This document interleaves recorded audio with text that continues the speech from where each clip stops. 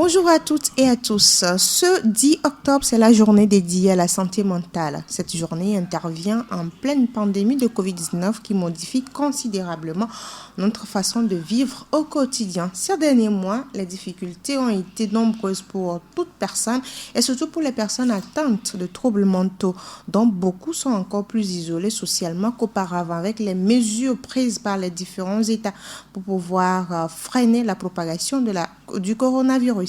Alors que les investissements réservés à la santé mentale sont donc minimes. Nous recevons dans cette émission spéciale consacrée à la santé mentale Firmin Apedo, directeur exécutif de l'association Link and Hope. Bonjour, monsieur Apedo. Bonjour, madame Elie. Également avec nous, Anastasie Kudo, consultante en développement et qui aide justement cette association Link and Hope. Bonjour, Anastasie. Bonjour, madame. Alors, là, en 2018, 450 millions de personnes souffraient de maladies mentales et comportementales dans le monde, selon l'OMS, et 10% de la population adulte est atteinte de la maladie mentale et comportementale à un moment donné de la vie. Alors, la santé mentale, parlons-en. Donc, d'une manière générale, la santé mentale aujourd'hui, en termes plus clairs, comment une personne peut comprendre ce mal, Anastasie? Oui, merci. Souvent, quand on parle de santé mentale ou bien de problèmes liés à la santé mentale, les gens pensent que quand on a un trouble mental, on est malade et qu'on ne peut rien faire. Mais la santé mentale, ou quand on a un problème lié à la santé mentale, cela ne veut pas dire qu'il y a maladie mentale.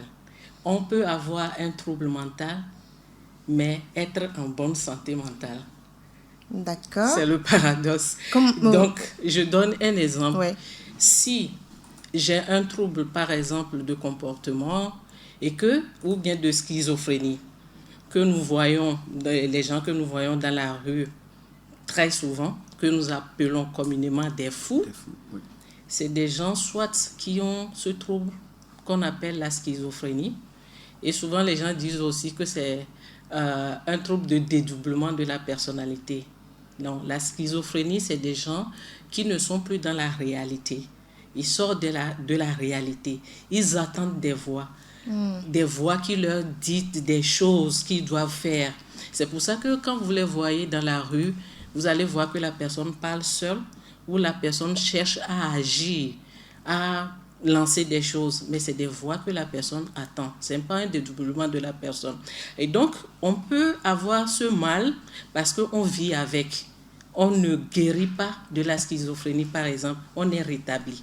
Quand on prend des médicaments, on suit des soins, des traitements, on est stabilisé.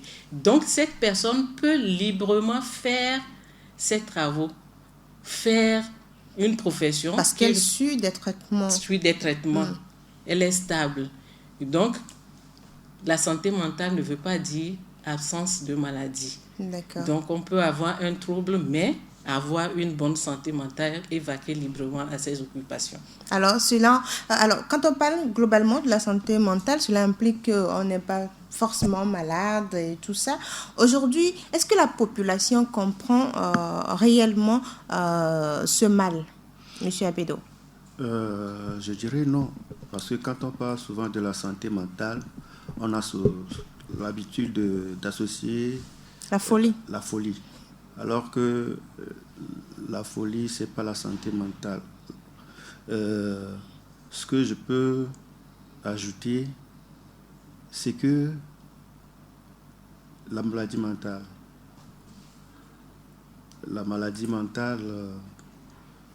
est présente, mais on en parle très peu et les gens n'ont pas l'information qu'il faut, que ce soit au niveau de la population et même, je dirais, des gouvernants qui ne mettent pas assez de moyens pour aider à résoudre ces problèmes de santé mentale. Alors, quel message aujourd'hui adresser pour pouvoir toucher la population pour qu'elle comprenne réellement que la santé mentale, c'est ceci, c'est ce que ça implique et autres. Comment parler aujourd'hui à la population par rapport à la santé mentale, Anastasie? Oui, justement, juste pour compléter ce que M. Apedo a dit, c'est aujourd'hui la santé mentale ou les troubles mentaux sont associés à l'envoûtement, à la sorcellerie, à une punition. Très souvent, on dit, ouais, il faut le laisser, c'est lui-même qui a fait quelque chose, voilà les esprits qui le punissent. Ou également, il arrive que, ça c'est la perception de la maladie ou de la santé mentale par la population. Et il faut aussi dire que dans notre langue, comment est-ce qu'on appelle les différents troubles? Quand par exemple quelqu'un souffre de la schizophrénie ou d'un trouble de comportement, etc., on associe tout ça là à la folie. On dit quoi chez nous? Adaratoy, ou bien Kabotoy, voilà, c'est un fou. Ou bien il a fumé, etc. Voilà. Donc on associe tout ça là. Alors, et encore dans d'autres communautés, la rage, par exemple, quand le chien mord quelqu'un et que la personne fait des manifestations de rage, on l'associe aussi à la folie. À la folie. Donc il n'y a pas des mots ou des appellations pour catégoriser les différents troubles de maladie, ce qui fait que c'est aussi difficile pour la population de comprendre réellement ce qu'est la maladie ou des troubles mentaux et la santé mentale. Aujourd'hui, l'information est très importante. Il faut apporter l'information à la population. Il faut expliquer clairement que ce que nous voyons dans la rue, ce que nous avons chez nous, la dépression, il y en a aujourd'hui partout, surtout avec la pandémie de Covid-19. Les gens souffrent de dépression. Et donc, il faut apporter l'information claire à la population que tout ce qui est santé et problème de trouble mental n'est pas forcément ou n'est pas lié à la sorcellerie, à l'envoûtement ou bien à une quelconque punition de la part des dieux. Alors aujourd'hui, quels sont les différents aspects donc de la santé mentale, Monsieur Apedo? D'abord, avant d'arriver à cela, je vais ajouter que les gens, par rapport à la stigmatisation dont ils font preuve, évitent de parler de ce genre de problèmes quand ils en souffrent. Bon, pour revenir à votre question, je vais dire que les différents aspects de la santé mentale sont très nombreux. On ne peut pas tous les citer ici, mais je vais quand même aborder quelques aspects. Je vais parler du stress, de la dépression. Elle a parlé de la schizophrénie et beaucoup d'autres. Et quand on prend étape par étape, le stress, par exemple, qu'est-ce qui peut conduire une personne à devenir stressée jusqu'à un niveau donné où cette personne ne se retrouve plus? Oui. Le stress, on a deux types de stress en fait. Il y a le stress négatif, qui est le trouble, et il y a le stress positif. Qui n'a rien à voir avec les troubles. Oui, le stress positif, tout le monde, parfois, quand tu as quelque chose à faire, tu es stressé. Est-ce que je vais y arriver? Est-ce que je ne vais pas y arriver? Est-ce que je vais pouvoir le faire correctement? Et ça nous donne de l'adrénaline qui nous pousse à pouvoir faire ce qu'on a à faire. Ça, c'est le stress positif. Mais quand le stress n'a pas de raison, on stresse pour rien. On est anxieux parfois, c'est-à-dire qu'est-ce que demain se fera? Aujourd'hui, avec la pandémie, il y a beaucoup de personnes qui se posent des questions. Demain sera comment? Voilà, les gens ont perdu leur travail, les commerçants n'arrivent plus à vendre leurs produits. Les gens qui vendaient près d'1 million par jour, aujourd'hui, c'est à peine s'ils arrivent à vendre, à avoir 1000 francs par jour. Et donc, toutes ces personnes-là pensent, ils sont stressés, ils sont anxieux. Donc, c'est des types de troubles, ça. Et donc, quand tu es stressé juste pour rien, là, c'est un trouble. Ça devient une maladie, au fait. Est-ce que vous voyez? Mais le stress positif, ça nous booste, ça nous... Donc, c'est le stress négatif aujourd'hui qui fait, quand on parle de santé mentale, le stress négatif rentre en jeu à ce niveau. Le stress négatif rentre en jeu. Et il a parlé de la dépression également. Justement. La dépression, ça commence par la déprime. On déprime parce que il y a tel problème, il y a tel souci. On déprime, on est triste. Mais quand cette déprime-là dépasse un certain nombre de semaines, de mois, etc., et que c'est pour rien du tout qu'on déprime, là, on tombe dans la dépression. Et aujourd'hui, la dépression, vraiment, nous sommes en 2020, ça constitue vraiment le premier trouble mental. Et l'OMS donne un chiffre, je n'ai pas le chiffre exact, mais... Ça fait 75% voilà. De la population mondiale. Wow. Et surtout avec la pandémie, la dépression arrive à grands pas. Et comment expliquer cette situation? Comment une personne peut être dépressive jusqu'à ce qu'elle ne craque, Firmé Apedo? Oui, ça peut arriver facilement dans la vie courante, au travail. Je prends juste 2 exemples. Quelqu'un qui a un problème dans son foyer et qui passe par tous les moyens, qui n'arrive pas à gérer ce problème-là. Il tombe facilement dans la dépression. Je prends dans le cadre du travail. Quand vous n'êtes pas dans un bon environnement de travail et que déjà quand vous arrivez au bureau devant la porte, vous vous posez des questions parce que vous ne savez pas ce que le directeur ou la directrice vous réserve aujourd'hui. Même quand vous vous réveillez, en même temps, vous regardez l'heure. Qu'est-ce que ça donne? Voilà, vous n'êtes pas à l'aise pour pouvoir donner le meilleur de vous-même. Et ça agit profondément sur la productivité au travail. Et est-ce qu'il y a d'autres aspects par rapport à la dépression, ce qui peut amener une personne à craquer à un moment donné de sa vie, Anastasie Kondo? Il y a plusieurs problèmes, comme il a dit. Il y a les violences conjugales. Il y a, si par exemple tu as eu des problèmes dans l'enfance, si tu n'as pas reçu l'amour nécessaire de tes parents, par exemple, ça peut dégénérer plus tard. Les décès d'un proche, ça peut aussi dégénérer en une dépression. Mais ce que je voudrais ajouter, c'est que au jour d'aujourd'hui, il n'y a pas une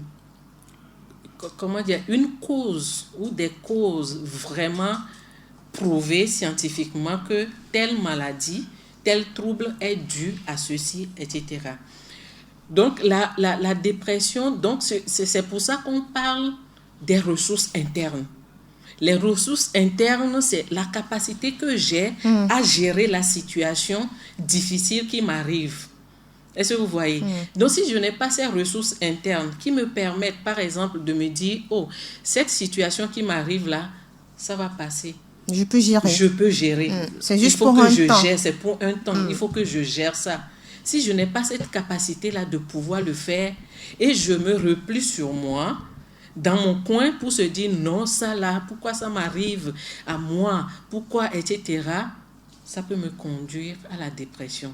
Donc, la capacité que chacun a, parce qu'on parlait dans la définition, il a parlé de la santé mentale. De la santé mentale, c'est le potentiel que nous avons, c'est la capacité que nous avons pour faire face aux difficultés normales de la vie. Or, certaines personnes n'ont pas cette capacité, ces ressources-là, pour faire face à ces difficultés normales de la vie, et ça les conduit dans l'autre. La pire conséquence, c'est le décès, c'est le suicide surtout qui découle de la dépression, du stress et tout. Aujourd'hui, comment accompagner une personne qu'on sait ou bien qu'on constate qu'elle est dépressive? Comment l'accompagner pour ne pas en arriver là? Oui, c'est la prise en charge, tout simplement la prise en charge. Il faut que la personne d'abord reconnaisse qu'elle a un problème et que cette personne-là soit référée au centre. Mais il y a certaines personnes qui vous diront, je vais bien. Tout à fait, c'est ce qui se passe. Je vais bien, je n'ai rien, laissez-moi tranquille, je vais être seule. Donc, comment on peut aider cette personne? Mais les proches ont un rôle à jouer, la famille. C'est pour ça que l'amour que la famille nous donne, qu'on soit petit ou qu'on soit grand, on a toujours besoin de la famille et de l'amour. On a besoin de se sentir vraiment entouré. Voilà. Et donc, c'est ça qui fera que quand tu vois ton enfant, ta soeur, ton proche en train de sombrer, en train de vivre autrement, d'agir autrement que elle a l'habitude de le faire, tu sais que quelque chose ne va pas. Quelque chose ne va pas. Il faut en parler avec la personne. J'ai constaté que depuis un certain temps, tu es comme ceci, tu es comme cela. Est-ce que tu as un problème, tu veux en parler? Parce que chez nous aussi, on n'aime pas parler de nos problèmes aux autres. On va exposer ça. Voilà, on va exposer ça. Publique. Donc, je préfère garder ça avec moi. Mais garder ça, c'est ça qui nous tue. Il faut en parler pour qu'on puisse nous aider. Mais aussi, Firmin a dit quelque chose tantôt, c'est que la discrimination et la stigmatisation des personnes qui souffrent de ces ça mots. fait que ces personnes-là n'ont pas le courage de demander de l'aide et d'aller vers le traitement. Alors, Firmin Apedo, quels sont les mots justes qu'on peut employer pour pouvoir aider une personne à atteindre de ce mal? Si je prends la dépression, le stress ou la schizophrénie, quels sont les mots justes à employer? Non, c'est qu'il faut aider la personne là à comprendre qu'il souffre d'un trouble. Et puis, tout simplement, lui donner des exemples. Et puis, l'aider, le convaincre et, si possible, le conduire jusqu'au centre de référence. Et ça, comme Anastasie vient de le dire, c'est de la responsabilité des proches. Aujourd'hui, quelle est la situation de la santé mentale au Togo? Oui.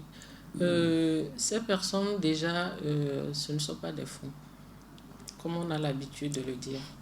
On ne les appelle pas des fous.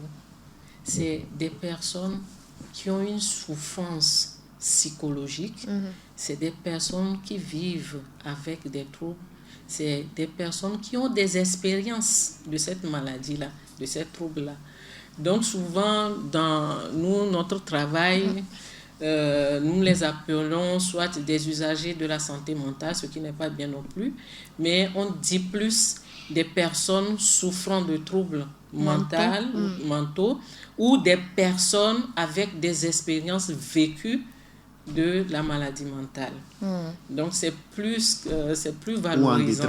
Ou en détresse psychologique. Une personne en détresse psychologique. Juste pour valoriser la personne. Oui. Donc aujourd'hui, les mots qu'il faudrait employer doivent être au moins positifs. Il ne faut pas mettre tout en noir. Dans un cadre.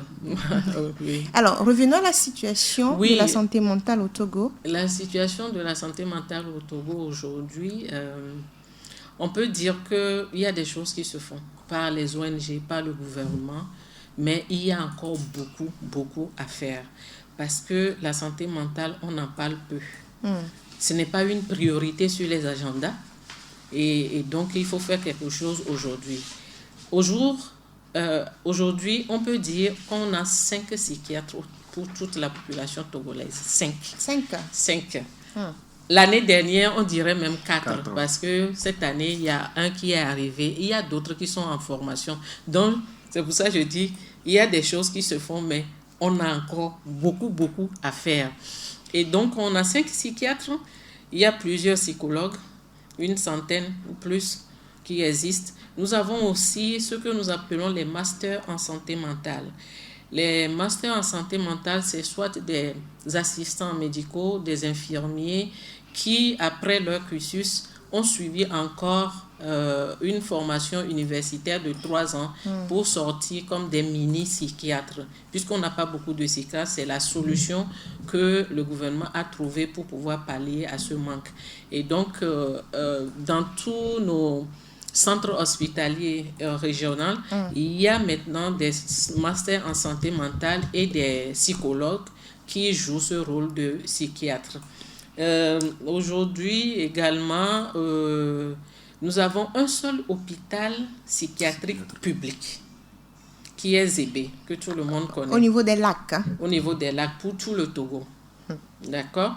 Et quand tu vas là-bas aujourd'hui, normalement, si je ne raconte pas n'importe quoi, il est prévu 110 lits pour l'hospitalisation, mais aujourd'hui, ça explose. Il y a plein de gens qui ne trouvent plus. Comment cela s'explique? Oui, cela s'explique par le fait que non seulement il n'y a pas assez de place, mais que plusieurs personnes stabilisées sont abandonnées par leur famille. Et donc ces personnes ne retournent plus chez eux. Ils restent à l'hôpital. Donc elles retombent. Elles ne retombent pas parce que compte tenu de ce qu'ils ont fait, ce qui s'est passé avant qu'ils ne se retrouvent là-bas, et la famille ne veut plus les avoir. Peut-être qu'ils ont été violents à un moment donné. Peut-être ils ont été violents, peut-être ils ont commis des crimes, peut-être la famille ne veut pas tout simplement de ces personnes-là, et donc elles n'arrivent plus à retourner chez elles. Donc il y a un travail à faire à ce niveau aussi, un travail sur les familles pour qu'elles acceptent le retour de leurs proches, parce que c'est des êtres humains, ils font partie de la famille avant de tomber malades. Donc il y a ce travail-là à faire. Donc ces personnes-là sont restées là-bas et ils ne retournent pas chez eux. Et aujourd'hui, les médicaments ne sont pas disponibles sur toute l'étendue du territoire. Et donc, les gens soit ne trouvent pas les médicaments qu'il faut. On a vu des gens quitter, par exemple, Kara ou bien Sokodé venus à Lomé pour s'acheter des médicaments. Et puis, les coûts aussi. C'est vrai, il y a des génériques aujourd'hui, mais quand tu veux avoir les vraies molécules, tu vas dans les pharmacies, tu ne peux pas te les acheter. Et ces personnes qui souffrent de troubles mentaux, ces personnes-là aussi n'ont pas de travail, de profession pour pouvoir gagner de l'argent et s'acheter ces produits. Donc, les problèmes sont énormes. Même si les ONG, les associations aujourd'hui font leur part, et le gouvernement également, parce que le gouvernement a mis en place un programme national de santé mentale qui fait partie de la division des maladies transmissibles.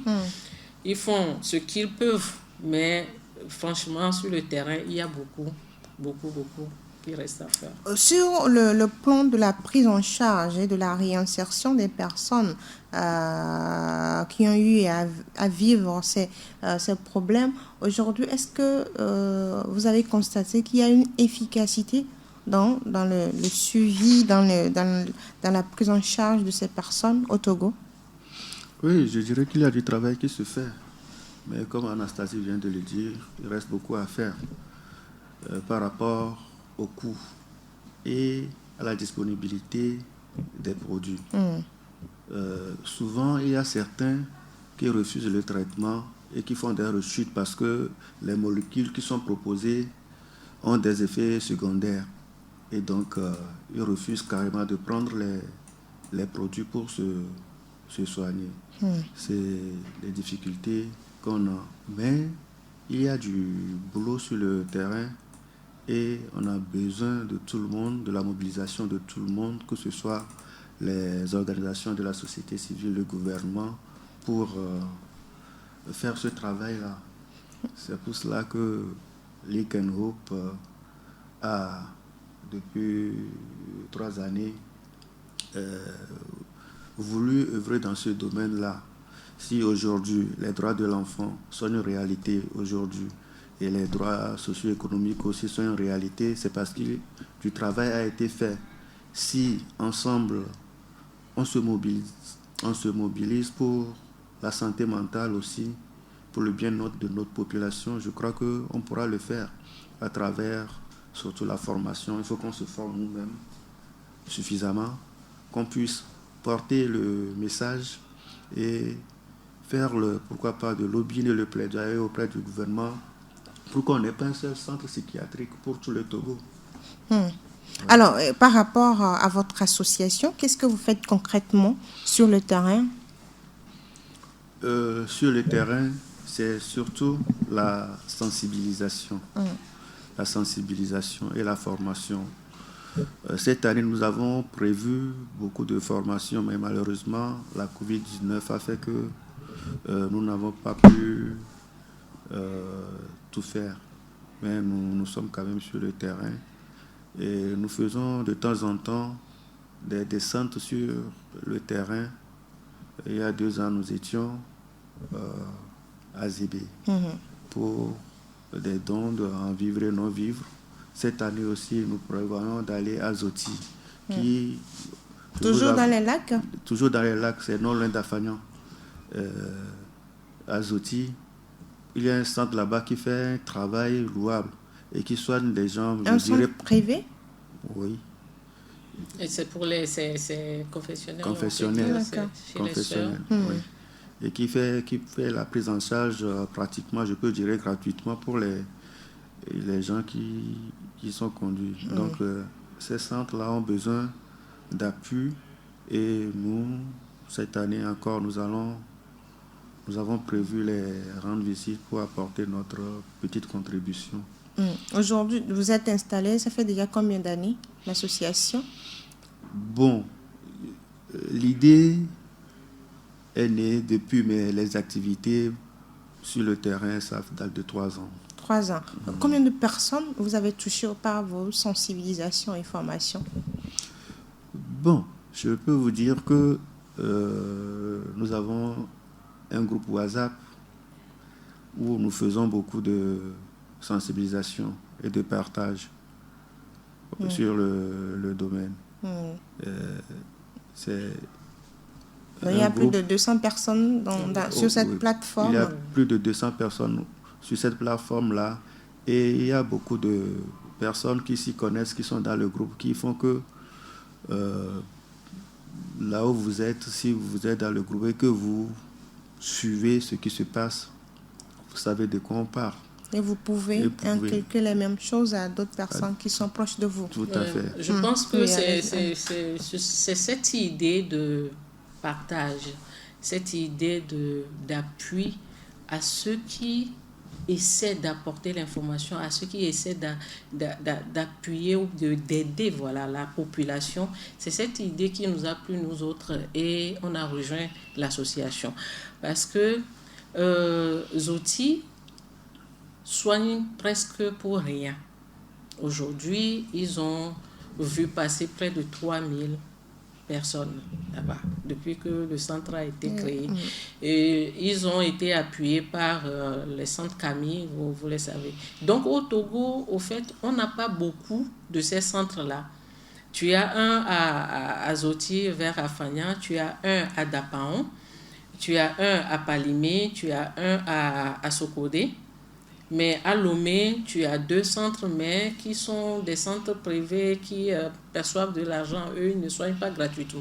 Donc, aider, je pense que c'est important quand tu as quelque chose de partager avec les autres. Et donc, sur la plateforme, de temps en temps, nous intervenons, nous faisons la sensibilisation. Nous apportons des informations. C'est surtout ça dont les gens ont besoin, les informations vraies. Et donc, c'est ça qui nous a plu et nous accompagnons Lincoln Hope aujourd'hui. Alors, au niveau de Lincoln Hope, il y a la formation, la sensibilisation, le partage surtout de l'information, parce qu'aujourd'hui, les Togolais sont un peu plus indifférents quand on parle de santé mentale. Je parlais tout à l'heure de la réinsertion de ces personnes qui ont eu à vivre dans ces périodes de difficultés. Aujourd'hui, au Togo, est-ce que les autorités font suffisamment assez pour pouvoir réinsérer ces personnes qui passent par les centres publics, le centre public? Oui, la réinsertion, c'est ce qui nous manque. Donc, il y a déjà la réinsertion il faut voir ça sous deux formes. C'est-à-dire déjà, quand on parlait tantôt de ceux qui sont stabilisés, qui sont toujours dans les centres, dans le centre. Il y a leur réinsertion au sein de leur famille, au sein de leur communauté qui doit se faire. Il y a les agents sociaux qui font ce travail-là, qui vont préparer la famille pour que cette personne-là revienne. Ils font ce qu'ils peuvent. Mais parfois, Ils n'ont pas les moyens non plus. Parfois, les familles n'écoutent pas non plus. Donc, il y a cette réinsertion qu'il faut faire. Il y a la réinsertion socio-professionnelle. Professionnelle surtout. Il faut que ces gens-là, quand ils reviennent, qu'ils trouvent un boulot pour pouvoir s'occuper d'eux-mêmes, pour pouvoir s'acheter les médicaments. Mais ils ne trouvent pas. La plupart du temps, les gens ne veulent pas employer des personnes qui ont eu un trouble mental. Tu vois? Donc, c'est difficile, la réinsertion. Et je crois que c'est cet aspect-là qui est très important aujourd'hui, que nous demandons aux associations, au gouvernement, de vraiment prendre en compte dans leur programme et dans leur politique. Parce qu'aujourd'hui, les personnes en situation de handicap sont intégrées, sont employées. Aujourd'hui, il faut en arriver là également pour ces personnes qui ont eu à passer par les centres de prise en charge. Oui. Et ces personnes sont aussi ces personnes aussi ont un handicap psychique. Ils ont un handicap. Donc, c'est un handicap psychique. Il faut les intégrer. Intégrer tout le monde. Oui. Alors, cette année, les acteurs ou bien les spécialistes mettent beaucoup plus l'accent sur l'investissement, sur la santé mentale, puisque le 10 octobre, c'est la journée, ce 10 octobre, c'est la journée internationale de la santé mentale. Pourquoi un accent particulier sur l'investissement affirmé à Pédo? Oui, l'investissement, tout ce dont nous avons parlé tout à l'heure, pour pouvoir apporter des réponses, il faut investir. Que ce soit dans la recherche, que ce soit dans les centres, que ce soit au niveau du gouvernement. Puisque pour pouvoir apporter des réponses et avoir des résultats appréciables, il faut forcément des moyens. Et c'est le devoir de nous tous, vous et moi, et le gouvernement. Vous, par exemple, en tant que journaliste, vous faites déjà votre travail. Il faut renforcer la sensibilisation et porter l'information pour que les pouvoirs publics aussi de leur côté nous écoutent. Il faut porter notre voix pour qu'on nous écoute. Et l'investissement, c'est important. Donc, je vais laisser peut-être la parole à Anastasie. Un ajout par rapport à pourquoi investir dans la santé mentale. Voilà. Et je pense que nous avons dit que la santé mentale n'est pas une priorité pour les gens aujourd'hui, pour l'agenda public, pour la population en général. On en parle peu. On voit plutôt la malnutrition. On voit plutôt... Bon, on parle de la faim d'abord. Le ventre d'abord. On dira que bon, laissez-nous manger après. Laissez-nous manger, voilà. Ouais. Donc, il y a tellement de problèmes que le palu, par exemple, ça tue combien de personnes dans le monde aujourd'hui et surtout en Afrique. Donc, il y a tous ces problèmes-là qui sont là et qui occultent un peu la santé mentale. Mais on ne se rend pas compte que ce problème ou ces problèmes physiques-là peuvent avoir des répercussions sur le bien-être mental des gens. Et il y a les troubles à côté. Nous avons parlé de la pandémie liée au coronavirus. Voilà, aujourd'hui, qui fait aussi des ravages. Et donc, on en parle peu. On parle très peu de la santé mentale. Et il faut aujourd'hui investir. Tous ces problèmes-là dont nous avons parlé aujourd'hui, l'accès aux médicaments, la disponibilité des médicaments, les centres de santé mentale, les spécialistes, et tous ces problèmes-là font qu'aujourd'hui, il faut forcément investir pour pouvoir les avoir. Et donc, c'est très important pour chacun à son niveau, grand, petit, gouvernement, association, nous avons un rôle à jouer. Et dans quel domaine investir et comment parvenir à pouvoir pousser les États à le faire? Dans tous les domaines. Dans tous les domaines de la formation des spécialistes, construction des centres de prise en charge. Infrastructure, donc la construction des centres hospitaliers. Aujourd'hui, nous n'avons qu'un seul. Pourquoi ne pas construire un autre à l'intérieur du pays, à Kara par exemple, pour pouvoir regrouper Dapaon, la savane, voilà, et tout ça là, ce serait bien, parce que quoi qu'on dise, il faut aller peut-être à Dapaon pour voir ce qui se passe là-bas aussi, ou dans les savanes en général, pour voir ce qui se passe là-bas. Il y a beaucoup de personnes personnes qui souffrent de troubles mentaux dans cette partie de notre pays. Et donc, il faut investir dans l'infrastructure, il faut investir dans la formation des spécialistes. Aujourd'hui, les ressources humaines que nous avons sur le terrain pour pouvoir réellement prendre en charge ces personnes-là sont très peu qualifiées et puis ne sont pas aussi au nombre. Et donc, du coup, il faut investir dedans.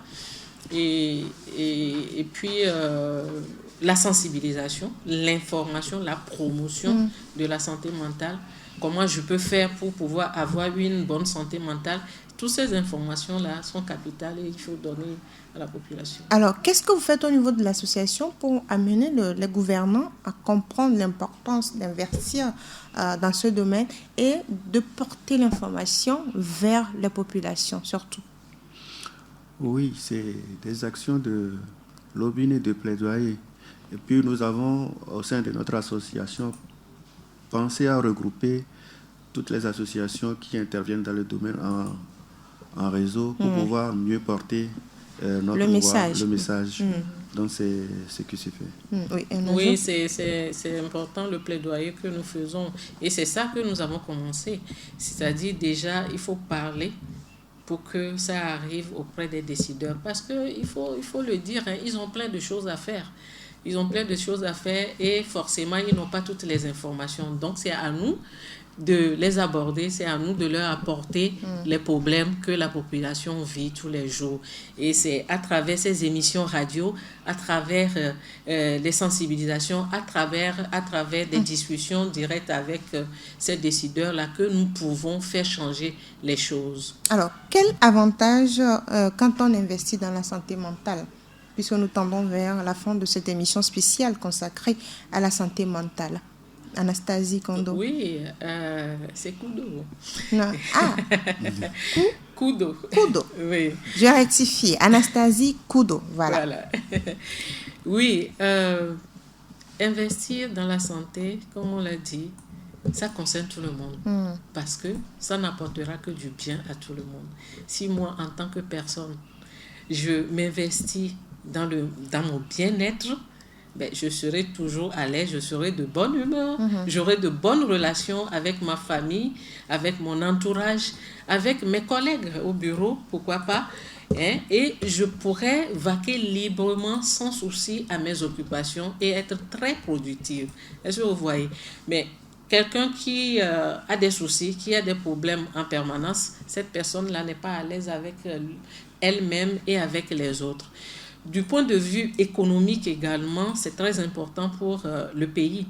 Quand nous avons une population qui est en bonne santé mentale, eh bien, l'économie va bien se porter parce que ces personnes-là seront productives et pourront apporter ce qu'il faut au pays. Donc, c'est très important d'avoir une meilleure santé mentale pour pouvoir être très productif pour son pays. Et c'est important donc d'injecter des moyens dans la santé mentale. Alors, votre mot, Firmin Apedo, pour finir? Oui, il s'agit d'inviter tout le monde à nous rejoindre dans notre lutte pour une bonne santé mentale au Togo. Spécialement en cette occasion de la journée du 10 octobre, qu'ils apportent ce qu'ils peuvent pour soutenir les centres qui existent sur le territoire. Nous avons parlé de Zotis et puis il faut que les gens essaient d'apporter des petites contributions pour aider ces centres-là, que ce soit des dons en vivre et non vivre, des denrées non périssables, je veux dire, pour qu'on puisse apporter ces dons-là, ces centres-là, spécialement au centre de Zoti qui soigne pour rien beaucoup de personnes qui souffrent de détresse psychologique. Alors, comment joindre l'association Link and Hope? Je voudrais, si vous permettez, je voulais dire aussi le rôle très important que les journalistes doivent jouer, les médias doivent jouer dans notre pays, dans la promotion de la santé mentale. Parce que quoi qu'on dise, les journalistes sont écoutés, les médias sont écoutés, ils ont une place. On se confie carrément aux médias. C'est ce que nous sommes en train de faire aujourd'hui. Exactement. Donc, c'est des émissions à multiplier. On lance vraiment un vif appel aux médias qui nous écoutent aujourd'hui de se mettre dans la lutte. C'est vraiment une lutte parce que pour amener ce sujet, cette thématique à être une priorité, il faut que nous en parlions. Il faut que ça aille jusqu'au niveau des communautés pour qu'elles sachent que la maladie mentale ou le trouble mental, ça existe. Ça n'a pas un lien avec la rage, la sorcellerie. Ou bien Donc, l'envoûtement. Ce n'est pas non plus une punition divine. Oui, je trouve ça. Oui. Puisqu'on amène souvent ces personnes à l'église ou bien dans les lieux de culte pour des traitements entre griffes. Alors, comment joindre votre association si une personne a besoin de vous appuyer dans ce que vous êtes en train de faire ou peut-être une personne est en situation de trouble mental, on a besoin d'avoir un psychiatre comment vous joindre? Oui, pour nous joindre, vous pouvez nous appeler sur le 90 00 24 84. D'accord. Oui. Le plus 228 90 00 24 84. Voilà. Oui.